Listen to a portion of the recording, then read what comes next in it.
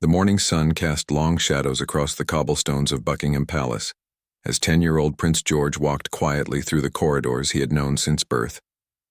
Unlike other children his age who might be getting ready for school or playing video games, George carried himself with a maturity that often surprised the palace staff. His small hands were clasped behind his back, mimicking the posture he had observed in his grandfather, King Charles, during countless formal occasions. Today felt different somehow. The palace seemed unusually quiet, and George noticed that many of the staff members he passed in the hallways had red-rimmed eyes and somber expressions. His mother, Catherine, had explained to him the night before that one of the palace guards, Sergeant William Morrison, had received some very sad news. The sergeant's young daughter had been diagnosed with a serious illness, and the family was struggling not just emotionally, but financially with the mounting medical bills. George had always been fascinated by the palace guards. Their tall, imposing figures in their distinctive red uniforms and black bearskin hats had captured his imagination since he was a toddler. But Sergeant Morrison was special. Unlike the guards who stood motionless at their posts for tourists, Morrison worked inside the palace, ensuring the safety of the royal family. He had been with them for over 15 years, and George had grown up seeing his kind face and gentle manner around the palace grounds. The young prince remembered countless moments when Sergeant Morrison had gone out of his way to make him feel safe and welcomed. When George was younger and sometimes felt overwhelmed by the formality of palace life, Morrison would offer a subtle wink or a barely noticeable smile that made everything feel normal again. During state dinners, when George was allowed to observe from the sidelines, Morrison always positioned himself where the young prince could see him, providing a familiar, reassuring presence in rooms full of intimidating dignitaries and foreign officials. What struck George most about Sergeant Morrison was how he treated everyone with the same respect, regardless of their position. He spoke kindly to the cleaning staff, showed patience with new guards who were still learning their duties, and always had time to answer George's curious questions about palace security and protocol. Morrison never made George feel like he was bothering him, even when the prince's endless questions about how everything worked must have interrupted his important duties. George had overheard his parents discussing the situation in hushed tones. His father, Prince William, had mentioned how Morrison had never once asked for help or special consideration, despite the family's dire circumstances. The sergeant continued to perform his duties with the same dedication and professionalism he had always shown, even though everyone could see the worry and stress weighing heavily on his shoulders. His usually immaculate uniform seemed to hang a little looser on his frame, and the bright alertness in his eyes had dimmed to a tired concern that he tried desperately to hide while on duty. The palace staff had quietly organized a collection to help the Morrison family, but George knew that even their generous contributions would barely make a dent in the medical expenses they were facing. Healthcare for serious childhood illnesses was expensive, and Morrison's salary, while respectable, was not enough to cover the specialized treatments his daughter needed.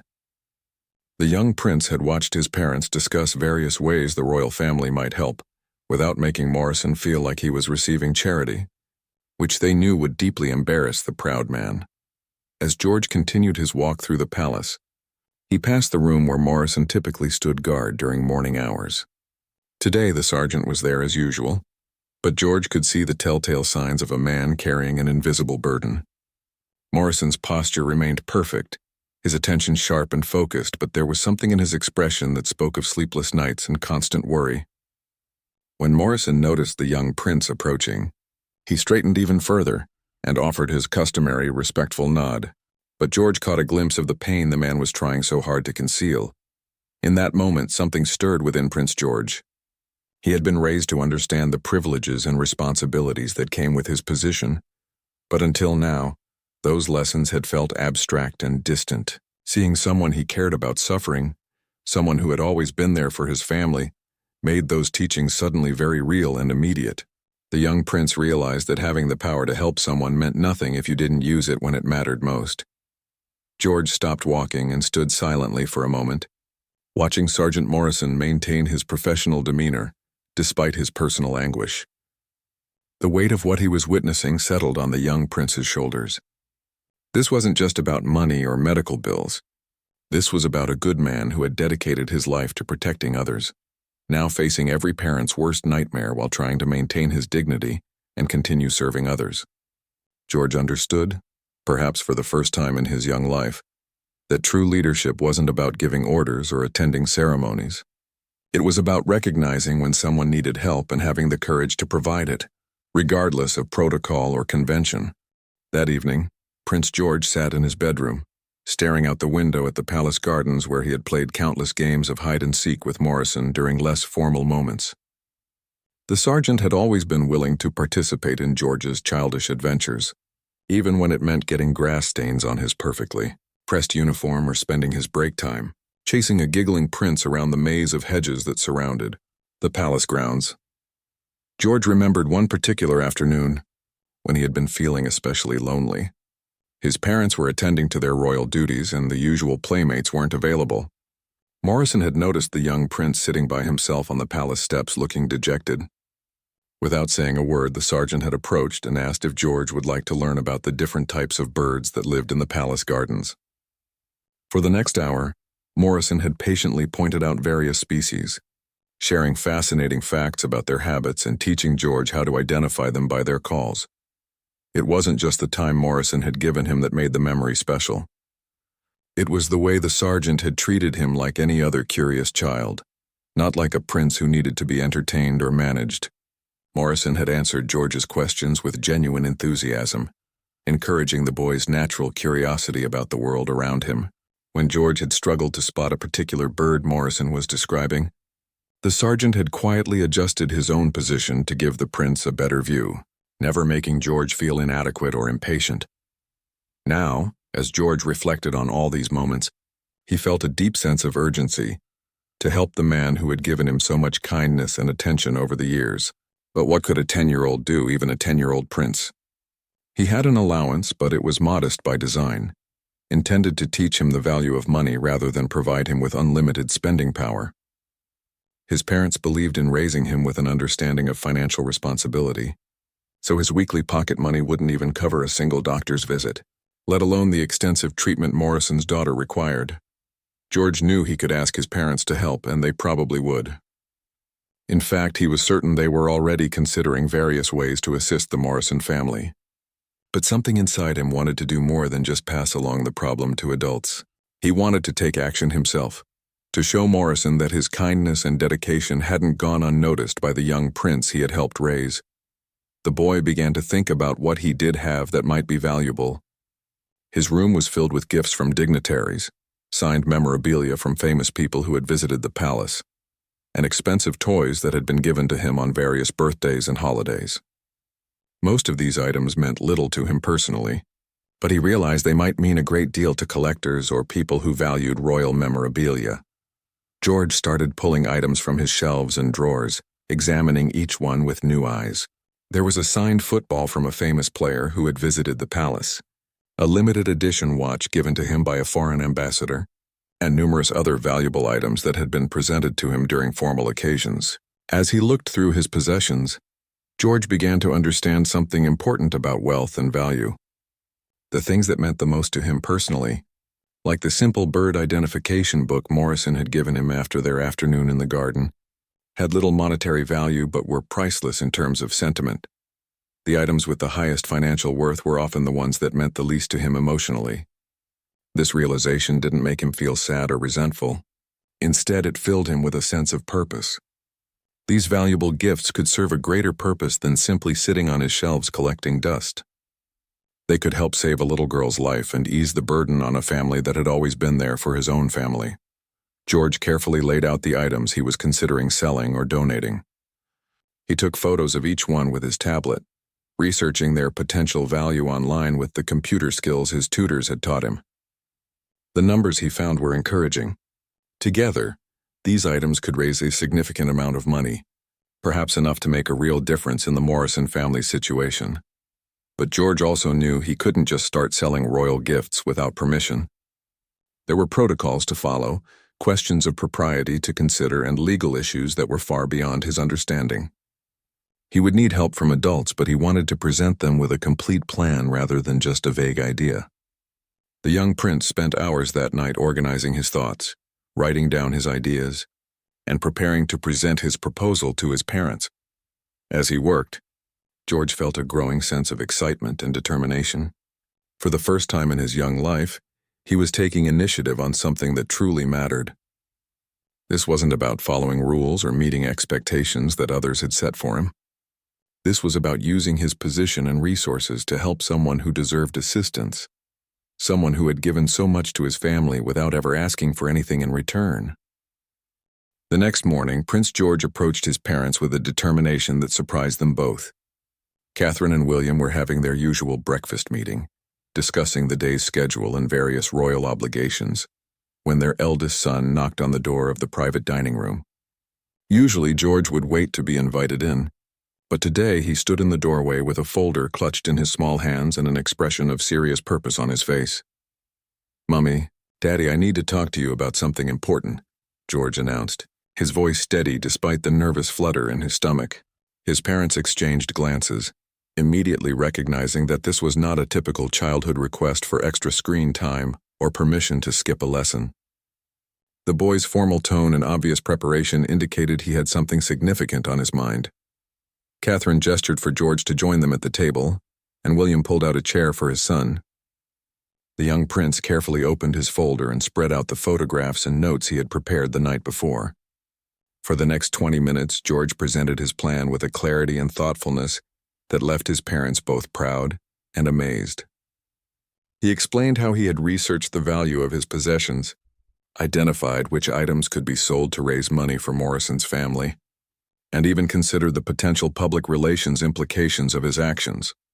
"I know that some of these things were gifts from important people," George said, pointing to specific items in his photographs. "But I also know that the people who gave them to me would understand if they knew why I wanted to sell them. Most of them have children too, and they would want to help if they could." William listened to his son's presentation with growing admiration. The boy had clearly spent considerable time thinking through every aspect of his proposal, from the practical details of how to sell the items to the ethical considerations of using gifts for charitable purposes. George had even thought about how to ensure that Morrison wouldn't feel embarrassed by receiving help, suggesting that the donation be made anonymously, through a charitable foundation. Catherine was particularly moved by George's emotional maturity in recognizing that Morrison's pride was just as important as his financial need.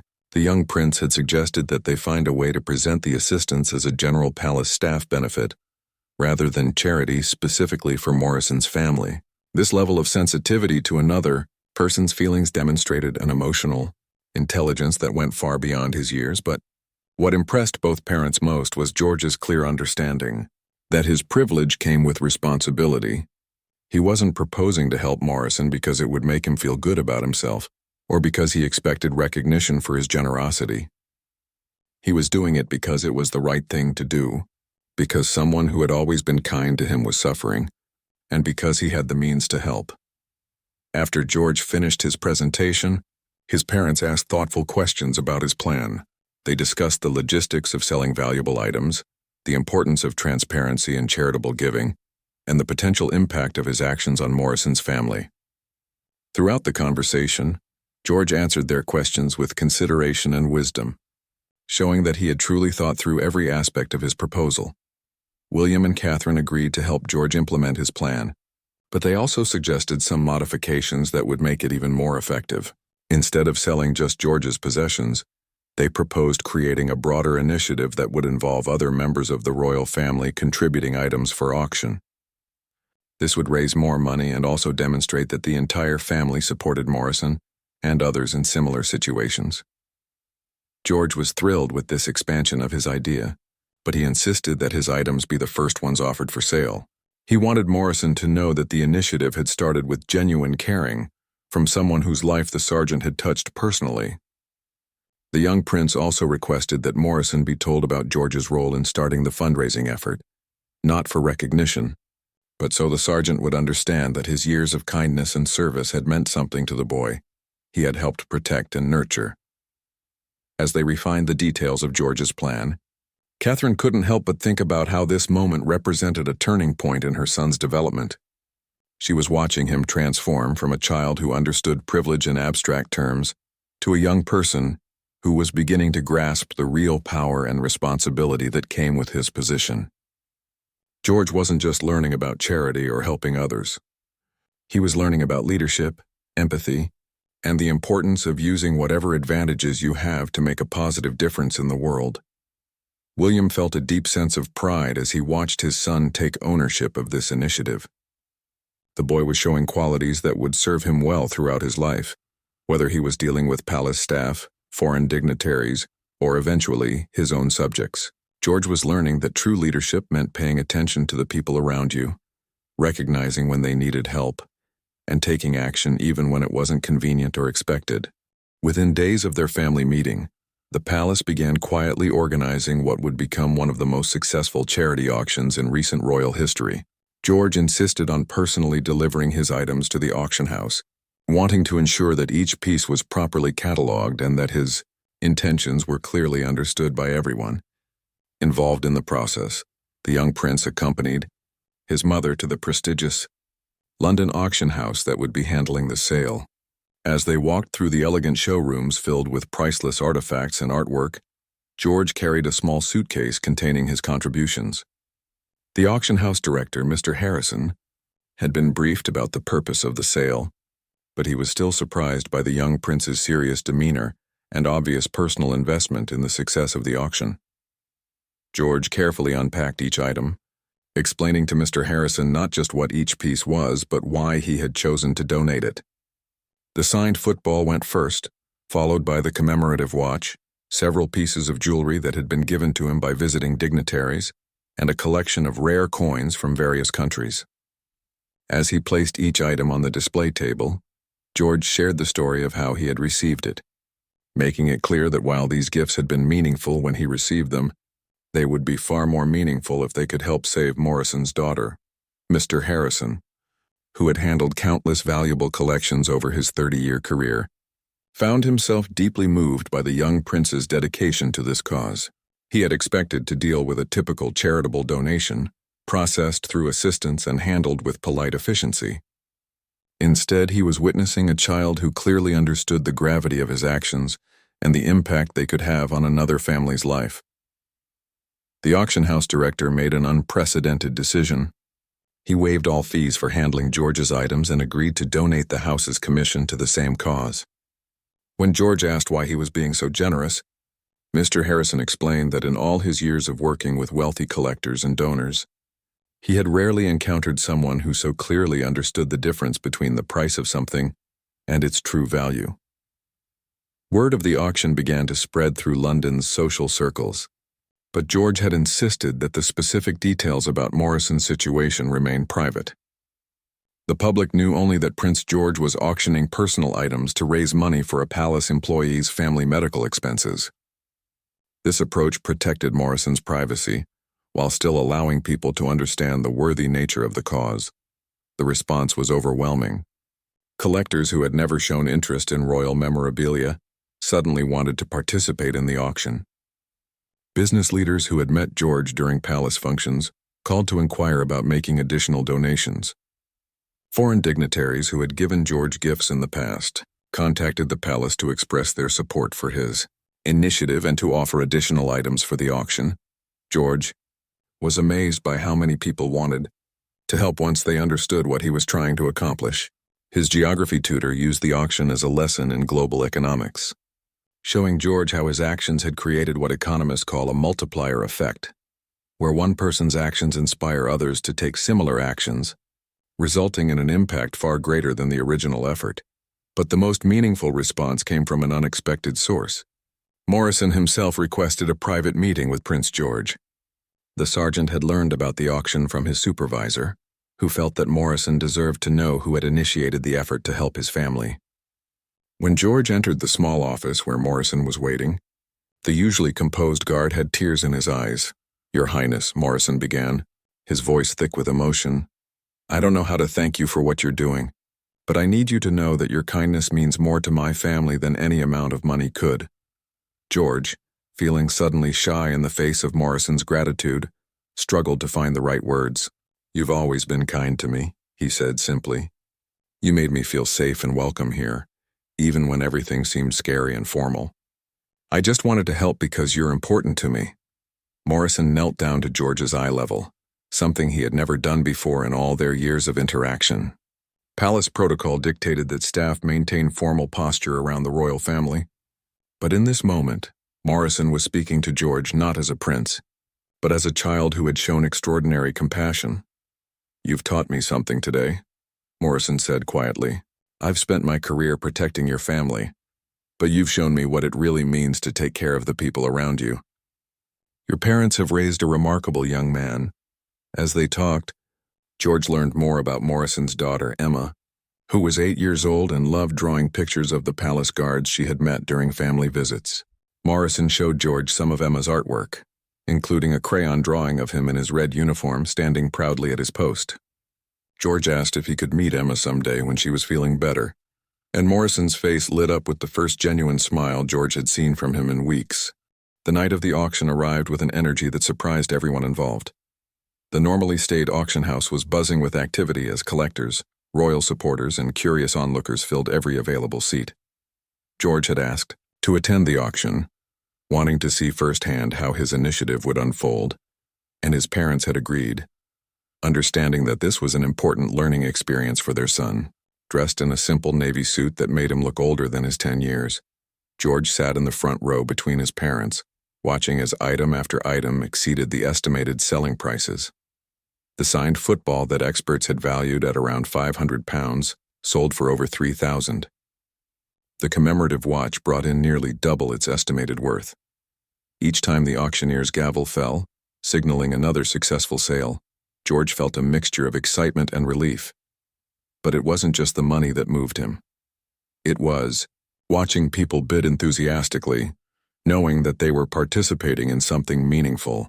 George noticed that many of the successful bidders seemed less interested in the items themselves than in being part of the effort to help Morrison's family.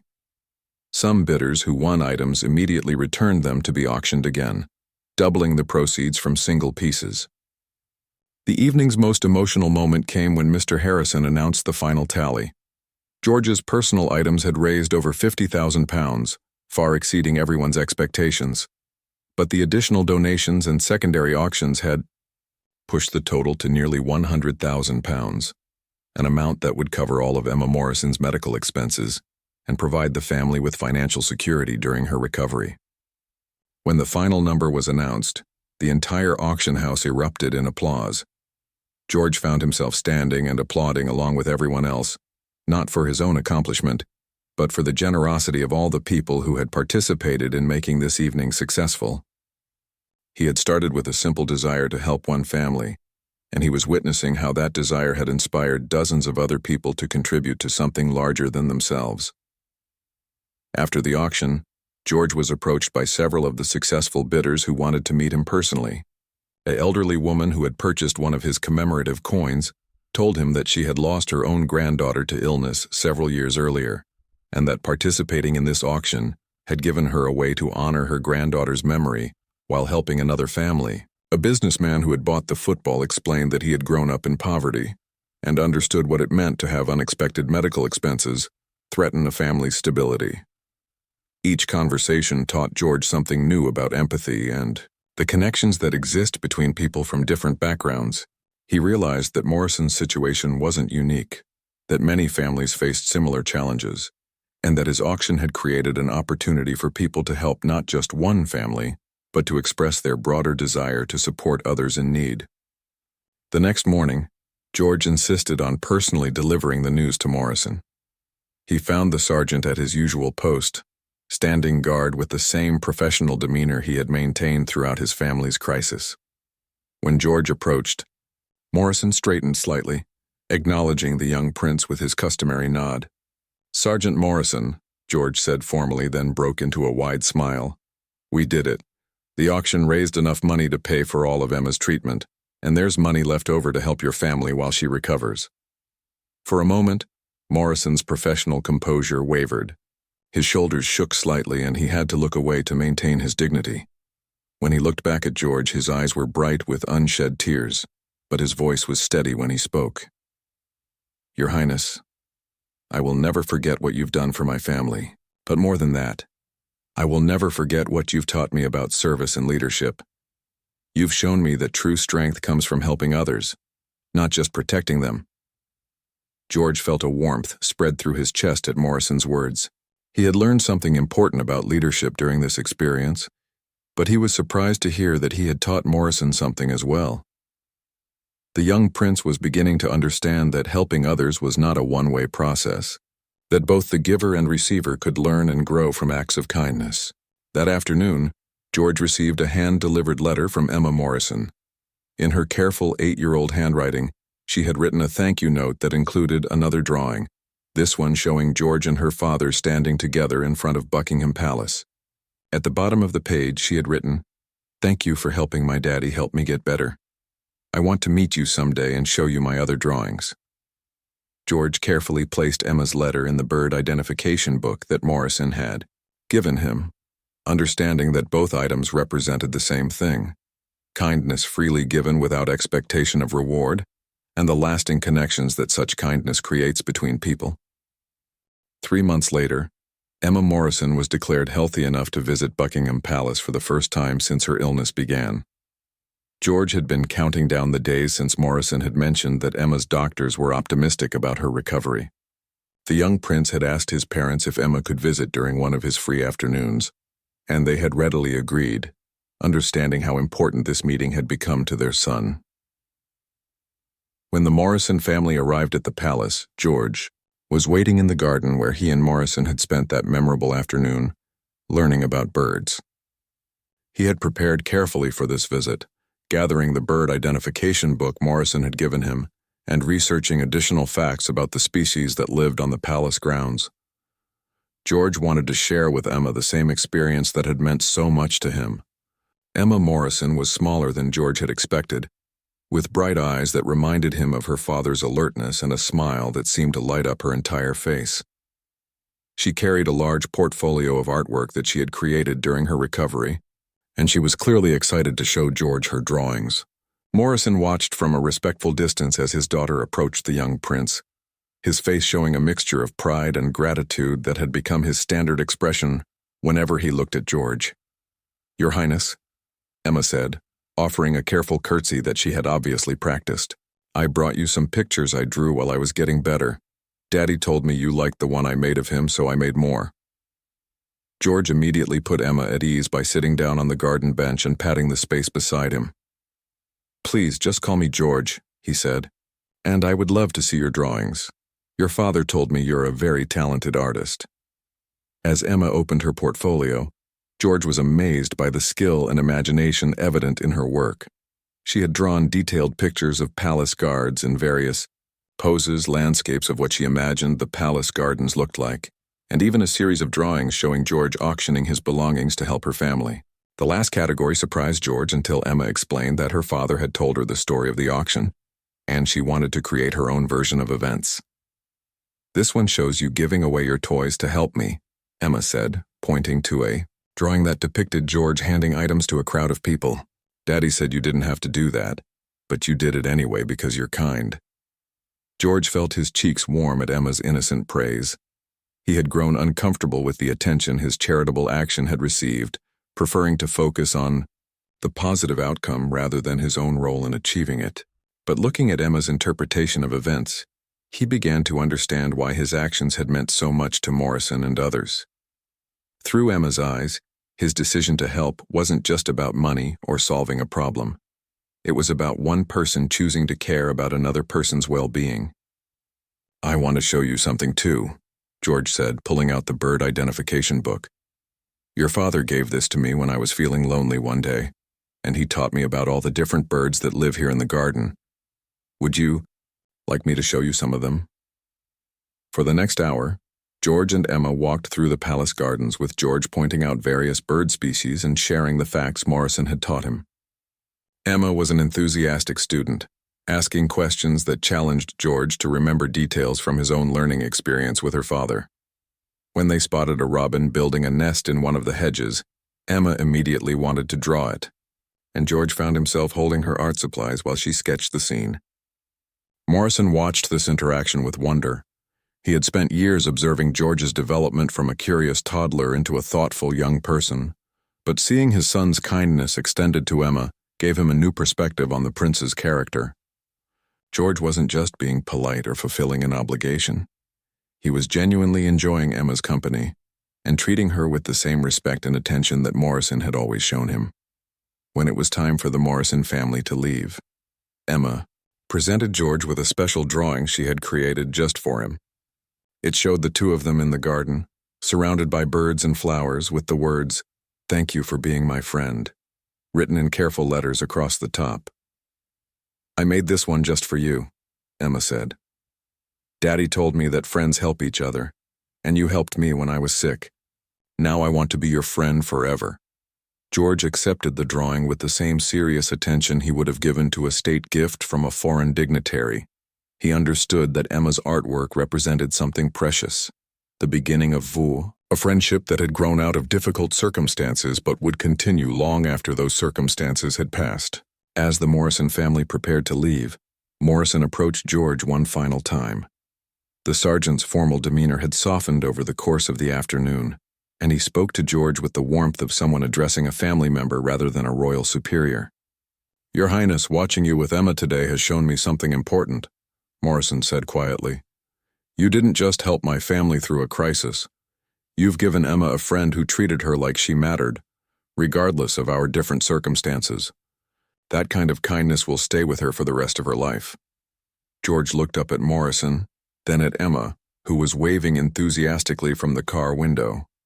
He realized that what had started as his desire to help Morrison had grown into something much larger. A friendship that bridged the formal boundaries of palace life and connected him to people who had become genuinely important to him. 6 months had passed since Emma's visit to the palace, and life had settled into a new rhythm for everyone involved. Emma Morrison was completely healthy and back to her energetic 8-year-old self, often accompanying her father to work when school schedules allowed. George had returned to his regular lessons and royal duties, but the experience had fundamentally changed how he approached his role and responsibilities. The most significant change was in how George interacted with palace staff. Where he had once been polite but distant with most employees, he now made an effort to learn their names, understand their responsibilities, and show genuine interest in their lives outside the palace. His tutors noted that he asked more thoughtful questions about social issues and seemed particularly interested in learning about healthcare, education, and economic policy. Morrison had been promoted to a senior security position, partly in recognition of his years of dedicated service and partly because his experience during his family's crisis had given him valuable insights into supporting staff members facing personal difficulties. He now helped coordinate the palace's employee assistance programs, ensuring that other families wouldn't have to face similar challenges alone. On this particular afternoon, George was walking through the same corridor where he had first noticed Morrison's distress months earlier. The sergeant was at his usual post, but today he wore a small pin on his uniform lapel, a gift from Emma that depicted a tiny bird in flight. When Morrison saw George approaching, he smiled warmly, an expression that had become natural since his daughter's recovery. "Good afternoon, Your Highness," Morrison said, his voice carrying the same respect as always, but with an added warmth that spoke of genuine affection. "Emma asked me to give you something." Morrison handed George a small envelope decorated with Emma's characteristic colorful drawings. Inside was an invitation to Emma's school art exhibition, where several of her palace-inspired drawings would be displayed. At the bottom of the invitation, Emma had written a personal note. "Please come see my pictures. I told everyone at school about my friend the prince who helped save my life." George studied the invitation carefully, then looked up at Morrison with a question in his eyes. "Would it be appropriate for me to attend? I don't want to create a disruption at Emma's school, but I would really like to support her." Morrison's expression softened even further. "Your Highness, Emma would be honored by your presence, and I believe the school would welcome you warmly. But more importantly, your willingness to consider attending shows exactly the kind of person you've become through all of this." That evening, George approached his parents about attending Emma's art exhibition. As he explained why the event was important to him, Catherine and William exchanged meaningful glances. They had watched their son mature significantly over the past months, developing a deeper understanding of service and leadership that went beyond formal duties and ceremonial obligations. "I think attending Emma's exhibition would be wonderful," Catherine said. "But I also think this might be an opportunity for something even more meaningful." Over the next week, the royal family worked with Emma's school to organize a visit that would benefit not just Emma, but all the students. George would attend the art exhibition and also speak to the students about community service and helping others. The school was thrilled by the opportunity, and Emma was beside herself with excitement when she learned that her friend would be coming to her school. The day of the visit, George arrived at the small local school with a genuine enthusiasm that impressed everyone present. He spent time viewing each student's artwork, asking thoughtful questions and offering encouraging comments.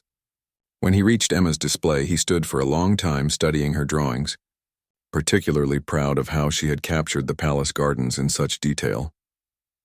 During his speech to the assembled students, George talked about how helping others had taught him important lessons about friendship, community, and responsibility.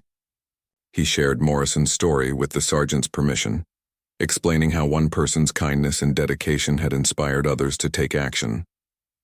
He encouraged the students to look for ways to help people in their own communities, emphasizing that meaningful service didn't require wealth or special position, just willingness to pay attention to others' needs. After his formal remarks, George surprised everyone by announcing that he had brought something special to share. He pulled out Morrison's bird identification book and Emma's drawings, explaining how these simple gifts had taught him about the lasting value of thoughtful gestures. He then presented the school with a collection of nature guides and art supplies, encouraging students to explore the world around them and express their discoveries through art, just as Emma had done. As the visit concluded, Emma approached George with her characteristic bright smile and handed him a new drawing. This one showed George standing in front of her school, surrounded by children and with the words, "My friend who taught me that helping others makes everyone stronger," written across the top. "This is for you to remember today," Emma said, "and to remember that helping people makes them want to help other people too." George accepted the drawing with the same gravity he had shown for Emma's previous artwork, but this time he also understood the deeper meaning behind her gift. Emma had learned from his example that kindness creates a chain reaction, inspiring others to act with generosity and compassion. His simple decision to help Morrison's family had created ripples that were still spreading outward, touching lives and inspiring actions he could never have anticipated. As George left the school that day, he carried with him not just Emma's drawing, but a profound understanding of what it meant to use his position responsibly. He had learned that true leadership wasn't about making grand gestures or receiving recognition. It was about paying attention to the people around you, understanding their needs, and taking action to help them, regardless of whether anyone noticed or thanked you for it. Morrison stood at the school entrance, watching George's car disappear down the street. His daughter was beside him, still chattering excitedly about the prince's visit and already planning new drawings to send to her friend at the palace. As Morrison listened to Emma's happy chatter, he reflected on how much had changed since that difficult day when he had first received news of his daughter's illness. The sergeant understood that he had witnessed something remarkable, a young person learning to transform privilege into purpose, wealth into wisdom, and position into service. George had shown him that the greatest gift anyone could receive was the opportunity to make a meaningful difference in another person's life, and that the greatest honor was to inspire others to do the same.